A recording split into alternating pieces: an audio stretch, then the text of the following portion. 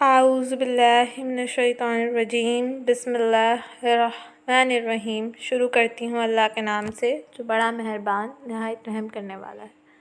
6 सितंबर 1965।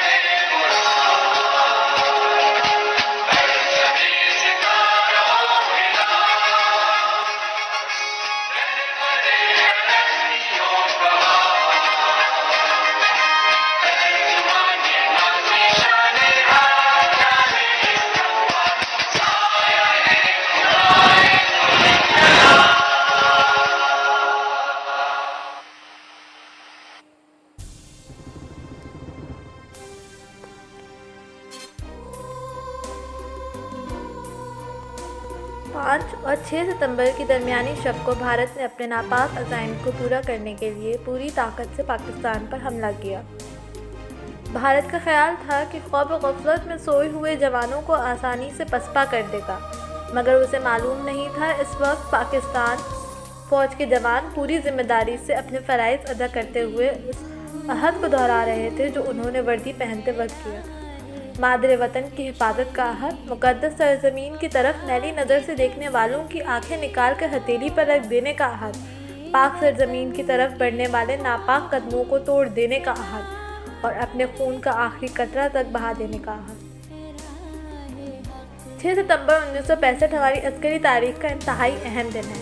ये दिन हमें जंगे सितंबर के उन दिनों की याद दिलाता है जब पाकिस्तान के मुसल्लह अफ़वाज और पूरी कौम ने भारत की जारियत के ख़िलाफ़ अपनी आज़ादी और कौमी वक़ार का दिफा किया था। इस दिन बहादुर पाकिस्तानी शहरियों ने अपनी मुसल्लह अफ़वाज के साथ यकजहती का बेमिसाल मुज़ाहरा किया और ये जंग पाकिस्तानी और मुसल्लह अफ़वाज की वो मुश्तरका जदोजहद थी जो आने वाली नस्लों के लिए मशवरा पर काम करती है।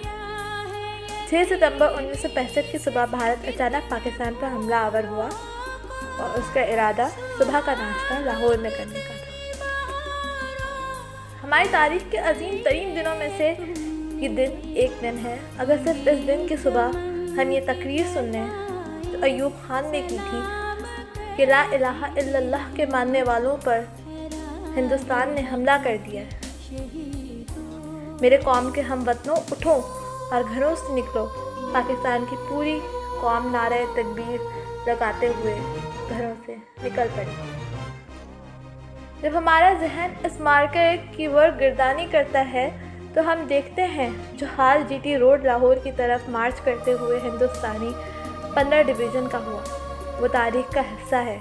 पाकिस्तान एयरफोर्स ने फौरी तौर पर एक्शन करते हुए दुश्मन की गाड़ियों और सिपाह पर हमला किया तो वो जीटी रोड पर अपनी लाशें और गाड़ियाँ स्टार्ट छोड़कर भाग गए।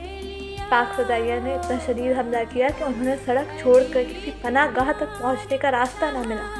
इस दौरान पाकिस्तानी फ़ौज ने खुद को संभाल कर इतनी बर्फ़ारी से जवाबी हमला किया कि भारत की फ़ौज के औसान ख़ता हो गए। दुश्मन ने 600 टैंकों के साथ सियालकोट के इलाके चविंडा पर हमला किया। ये दूसरी आलमी जंग के बाद टैंकों का बड़ा हमला था।